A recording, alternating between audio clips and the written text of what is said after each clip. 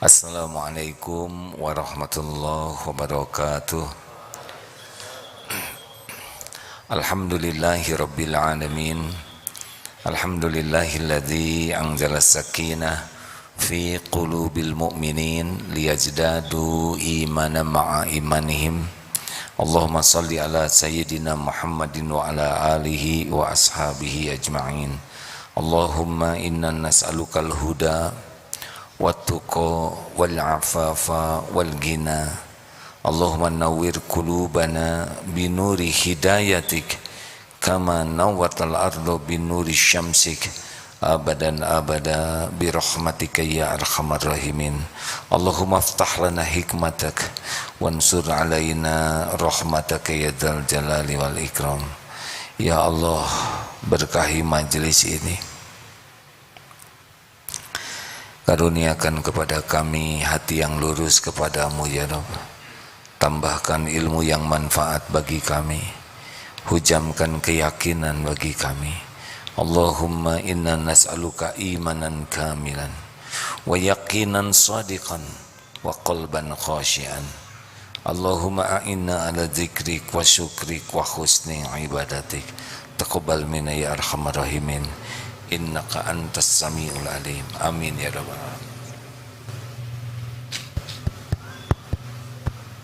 Tes ya, nomor 96. Bismillahirrahmanirrahim.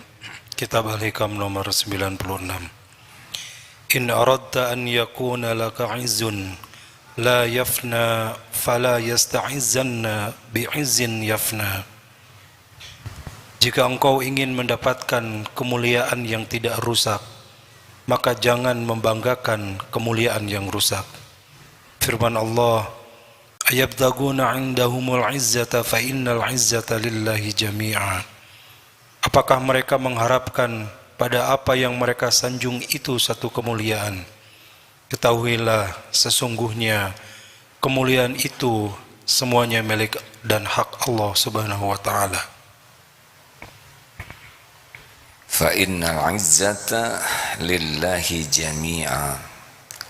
Hadirin, jika engkau ingin mendapat kemuliaan yang tidak rusak, maka jangan membangga-banggakan kemuliaan yang rusak. Kemuliaan yang hakiki itu adalah yang maha mulia Allah Subhanahu wa ta'ala. Selain Allah adalah ciptaan Allah, milik Allah, adanya diadakan oleh Allah, sirnanya juga disirnakan oleh Allah. Selain Allah tidak kekal, yang kekal hanyalah Allah Subhanahu wa ta'ala. Jadi kalau mau cari kemuliaan, carilah kemuliaan dari yang maha kekal.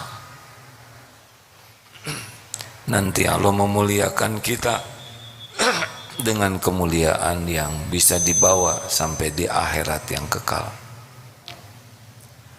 Dunia berikut isinya, tempat mampir kita sekarang ini sama sekali tidak kekal.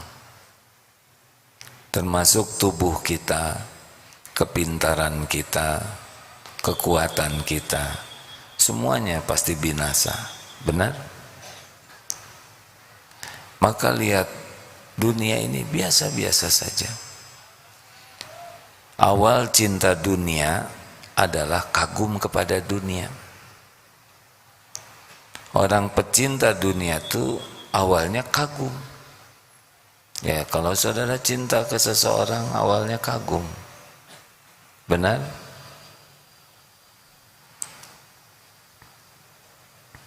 Di dunia ini yang paling malang adalah, ini yang paling celaka, rugi, hidup di dunia sama sekali tidak percaya kepada akhirat.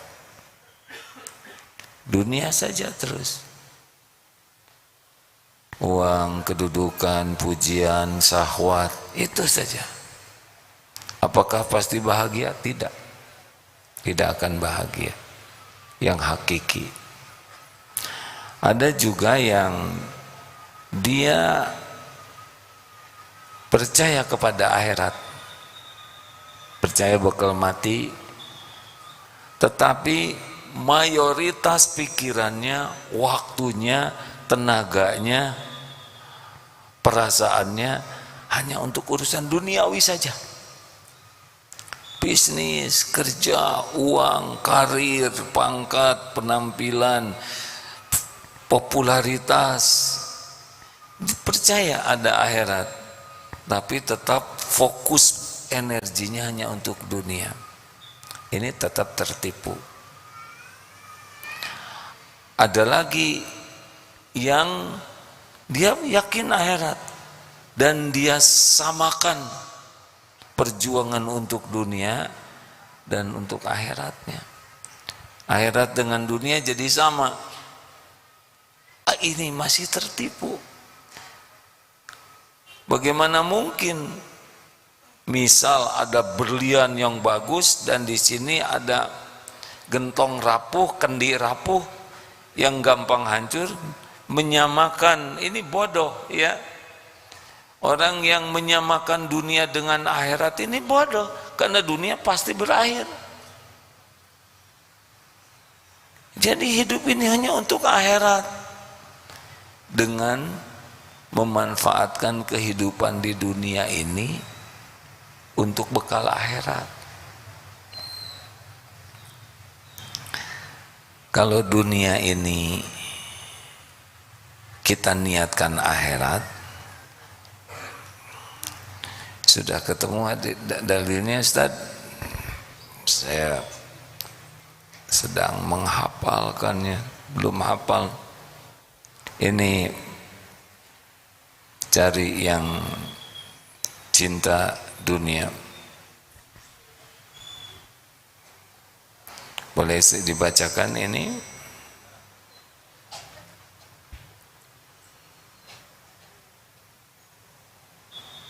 Sebentar ya.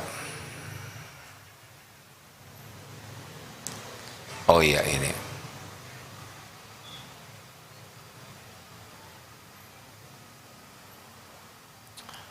Man kanatid dunya hammah. Barang siapa yang dunia tujuannya, jadi tujuannya itu hanya dunia saja, hammahu faraqallahu alaihi amroh, maka Allah akan mencerai-beraikan urusannya.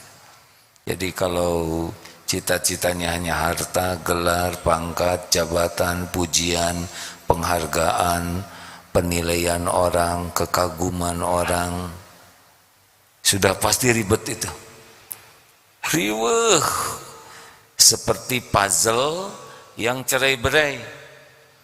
Dia dapat dunia tapi tidak menikmatinya karena dibelit oleh terus-menerus masalah. Dari bangun tidur sampai tidur lagi, masalah terus yang membuat dia kehilangan kesempatan menikmati dunia yang Allah berikan kepadanya. Serba masalah. Karyawan masalah, ini masalah, dan masalahnya itu ribet.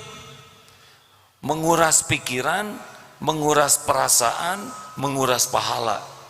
Ribet. Wa ja'ala faqrahu baina ainaihi. Dan Allah memberikan di sininya, dan Allah menjadikan faqrahu baina ainaihi. Fakir di sini itu, takut miskin. Walaupun untung terus. Walaupun omzet luar biasa, perusahaan membesar, tapi di sini takut miskin, takut pesaing, takut menurun keuntungannya, takut ada bencana yang bisa membuat dia miskin. Jadi dia tidak menikmati apa yang ada karena dia didera oleh takut berkurang rezekinya. Bisa makin kaya itu, makin banyak dia akan kerja lebih keras lagi, dia akan bisnis ekspansif lagi, dia akan terus menghabiskan waktunya karena takut berkurang rezekinya. Jadi makin nambah itu, makin banyak ketakutannya. Sudah masalahnya makin ribet, udah gitu didera hatinya, takut berkurang, takut miskin. Makanya kalau ada saingan tuh stres sekali. Padahal ada tiada tuh bukan karena kepintaran kita, karena Allah mau ngasih ada, Allah lapangkan lapang, Allah sempitkan sempit. Mau pinter mau apa, kalau disempitkan sempitlah. Jadi kalau kita sedang sempit bagaimana? Ya sabarlah, banyak tobat, banyak ibadah, kerja maksimal, sabar. Karena nanti lapang tuh yang melapangkan Allah lagi. Kita dapat pahala sabar, pahala tobat. Jangan menganggap kalau sedang disempitkan kita kerja keras, makin keras akan beres. Belum tentu. Ada yang kerja makin keras bangkrut, ya. Sabar. Wa ja'ala faqrahu baina ainai. Allah buat di pelupuk matanya takut miskin.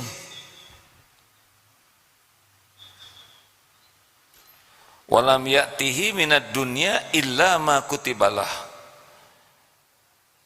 Dan ia mendapatkan dunia menurut apa yang telah ditetapkan Allah baginya. Jadi begini ya, hadirin, tiap orang sudah punya kapling takdir masing-masing. Kita disuruh bekerja, bukan mencari rezeki. Kita bekerja adalah ibadah, amal soleh kita. Kerja keras tidak harus menghasilkan banyak. Tukang batu juga kerja keras segitu. Kerja santai tidak berarti harus miskin. Ada yang santai karena bapaknya kaya. Semuanya cobaan. Kita kerja keras, kita kerja cerdas, kita kerja berkualitas, kita kerja tuntas, kerja ikhlas, amal soleh. Perkara jumlah terserah Allah. Ada berapapun disyukuri. Kerja keras, lagi sempit ya sempit saja, nggak apa-apa. Sabar. Harus mantap makan tabungan, makan saja tabungan. Tabungan juga rezeki. Tabungan habis, manset, jual aset, jual sepeda, jual ini, jual itu, jual saja, nggak apa-apa. Rezekinya memang ditaruh di sepeda itu. Tidak usah berat. Tapi kan ini pemberian dari pesantren, ya bilanglah sama pesantren. Habis aset, jalanin saja dengan sabar. Tidak ada lagi yang dijual, nanti ada yang ngutangin. Kalau untuk makan tidak ada, nanti makanan datang. Tapi kalau dijalani dengan taubat yang banyak, tawakal, ibadah bagus, sambil sabar, nanti ada jaminan Allah. Nambah iman, nambah yakin. Gitu. Nah tadi yang kerja keras itu, rezekinya tuh tetap sesuai dengan yang direncanakan Allah. Cuma dia menderita. Karena sibuk dengan berbagai masalah, dan dia sibuk didera, takut berkurang. Jadi tidak bahagia kesimpulannya. Bagaimana sekarang seharusnya ini? Wa man kanatil akhiratu niyatahu, dan barang siapa yang tujuannya, niatnya dari hidupnya adalah akhirat, jama'allahu lahu amroh. Allah akan menghimpun urusan-urusannya tuh, dibuat mudah. Perlu modal, ada yang ngemodalin, perlu yang ngerjakan, ada karyawan yang pintar, udah gitu jujur, perlu ini, ada aja. Mau negosiasi, belum juga ditawar, sudah kasih harga yang gampang. Mau nyewa rumah, nggak ada uang, tiba-tiba ada teman yang tungguin aja rumah saya. Ada, tapi saya nggak ada buat bayar listriknya, segampang. Mau ngojek, nggak ada motornya, itu motor nganggur, pakai aja. Aneh tapi nyata, seperti puzzle, tahu? Tidak pakai stres. Rapat juga biasa saja, nggak pakai tegang. Tapi urusannya beresnya lebih bagus daripada yang terpikirkan. Itu pasti orang akhirat tuh orang yang mengandalkan Allah. Sebelum selesai rapat azan, sholat dulu. Gimana ini belum selesai? Ini bukan rapat genting. Sholat. Semua ide ada di dalam kekuasaan Allah. Semua solusi ada, Allah yang tahu jalan keluarnya. Bukan kepintaran yang menyelesaikan. Kita pinter ya ujian, sok pinter tidak. Pokoknya jangan heran, ada aja jalannya tuh, ada saja, tidak selalu terbayangkan oleh kita. Wa ja'ala ghinahu fi qalbih, dan Allah menjadikan kaya hatinya, enggak takut miskin, enggak takut mau banyak saingan juga, enggak ada masalah. Katanya nanti BBM mau naik, kita kan enggak minum bensin. Memang enggak minum bensin, Allah yang menjamin kita, mau zaman seperti apapun, mau keadaan sesulit sepelik apapun, Allah satu-satunya yang menjamin rezeki kita. Wa ma min dabatin fil ard illa 'ala Allahi rizquha. Cukup bagi kita itu, sudah cukup itu. Toh nanti dikasih sedikit ya enggak apa-apa, tidak harus banyak terus. Oh nanti aset kita dijual, ya enggak apa-apa, itu asetnya juga milik Allah. Kenapa kita harus berat? Harus enggak ada, ya enggak ada, enggak apa-apa. Lahir enggak bawa apa-apa, mati enggak bawa apa-apa. Tapi kalau kita ridho dengan ujian kepahitan, berbaik sangka, barang enggak ada, pahala ada. Kita ridho, barang diambil oleh Allah, keyakinan ditingkatkan oleh Allah. Tenang hadirin, waktu awal Covid, rapat pesantren ini, gaji cuman punya 3 bulan untuk menggaji 1.300 karyawan. Ingat tuh, Maret, April, Mei, Juni habis uang di pesantren ini. Udah lewat perhitungan. Ketika tanya bulan Juni masih ada, ada lagi, gitu jawabannya. Ada beberapa sekarang divisi kita yang sedang diuji, ya jalanin saja dengan sabar. Mau lari kemanapun tetap pemberi rezekinya cuma satu, Allah subhanahu wa ta'ala. Tapi kalau sudah ghina fi qalbi, udah enak itu. Nggak ada takut miskin hadirin. Karena perbendaharaan kekayaan Allah meliputi langit dan bumi. Semua makhluk yang ada di alam semesta ini, yang kita kenal di dunia ini, Allah yang ngasih rezekinya. Semuanya dengan telaten. Tidak ada yang tidak kebagian, tidak ada yang tertukar. Hanya kalau waktu sedang ditahan, ya sabarlah. Nanti ada lagi, ada lagi. Saya berani bicara begini karena sudah lama saya di dunia. Masuk 62 tahun. Ada lagi, ada lagi.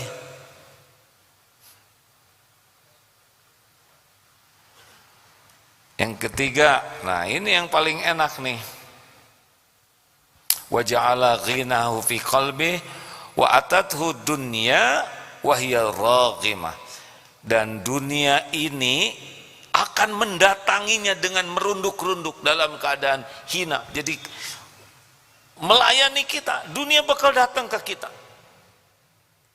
Kalau tadi harus pontang-panting, pentong-pentung, dengan keribetan, dengan kecemasan, dan tetap segitu-gitunya, ini dibalik, urusannya jadi enak, di sini sakinah, datang itu dunia ke kita tuh, tanpa membuat kita beresiko.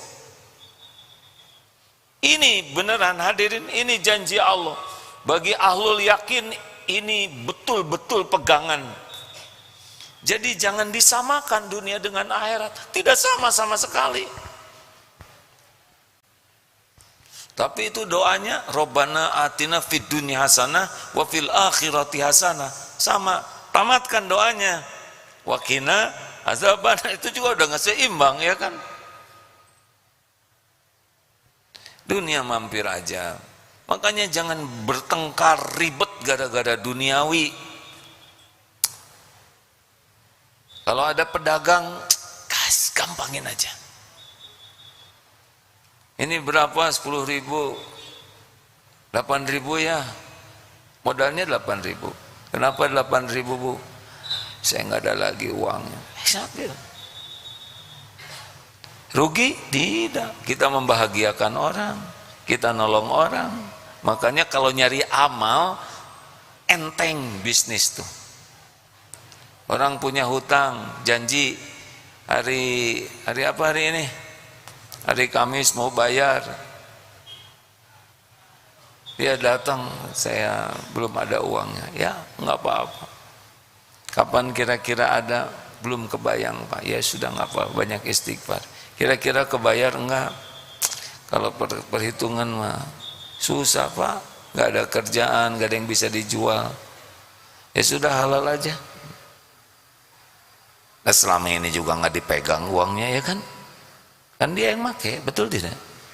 Hanya statusnya hutang. Apakah kita rugi? Enggak.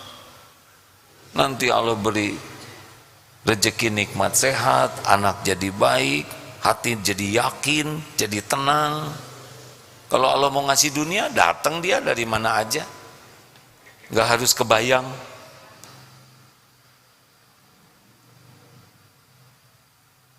Ini beneran hadirin. Dunia bakal datang tanpa ribet.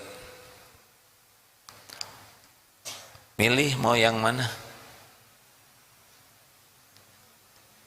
Gak usah dijawab, karena pasti milihnya ingin akhirat tujuannya, ya kan?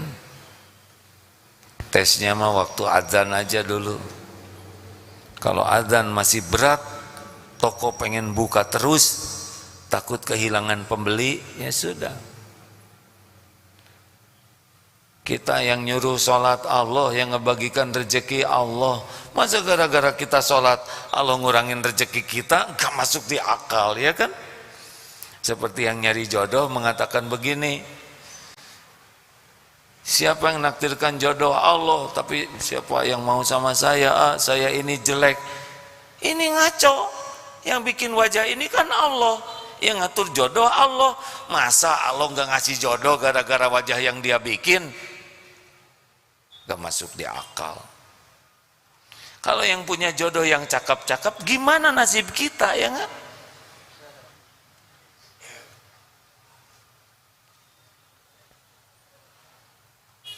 Maka jadikan akhirat tujuan kita, ya. Mampirlah dunia. Jangan bertengkar sama istri perkara-perkara dunia. Piring pecah, ya udahlah, sekedar piring. Tidak worth it untuk bertengkar, benar? Siapa tuh yang beli sepeda terus dia ngebohong, ini zaman sepeda lagi mahal. Ini sepeda apa, Pak? Biasa. Berapaan? Ngebohong. 5 juta. 5 juta bagus ya. Suami ngantor, tetangga lihat, wih, sepedanya keren. Jual enggak, Bu? Enggak. Emang berani berapa?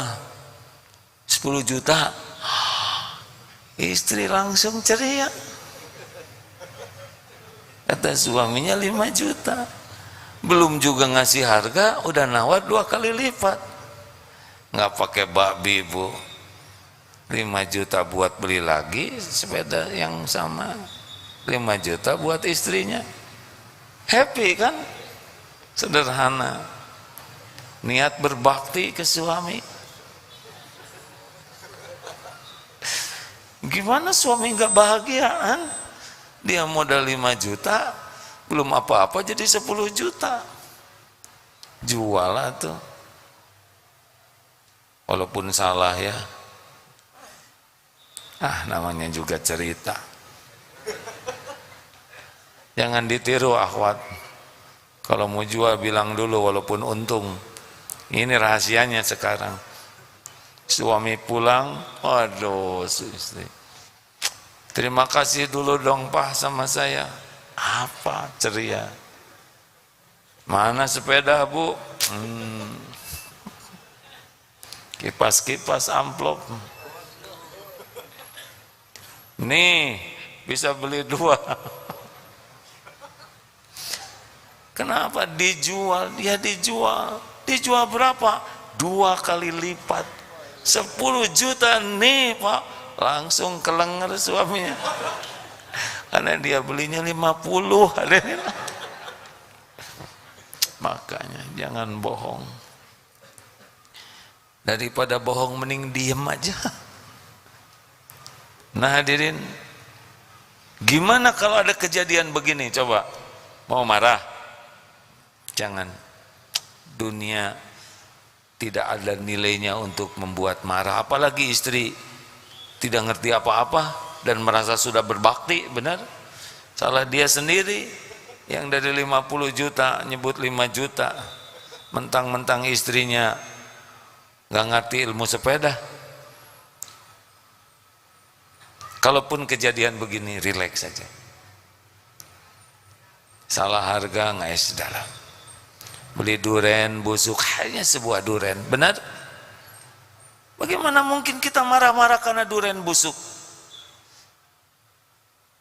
Kita ngerejekiin tukang duren, dia punya untung dikit dari sana, nolong tukang duren, dia nggak jual ke yang lain, nolong pembeli yang lain nggak beli duren busuk itu.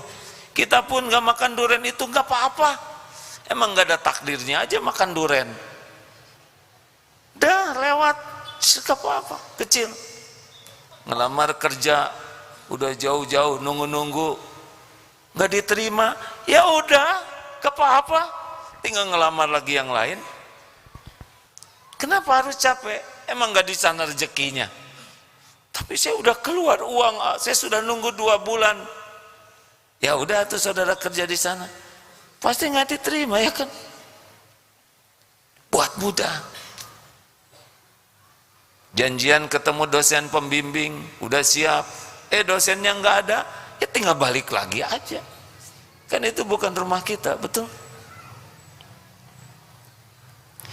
Dunia ini harus dijadikan pahala semuanya. Jangan jadi dosa. Gitu. Allahumma salli ala Sayyidina Muhammad wa ala alihi wa ashabihi ajma'in.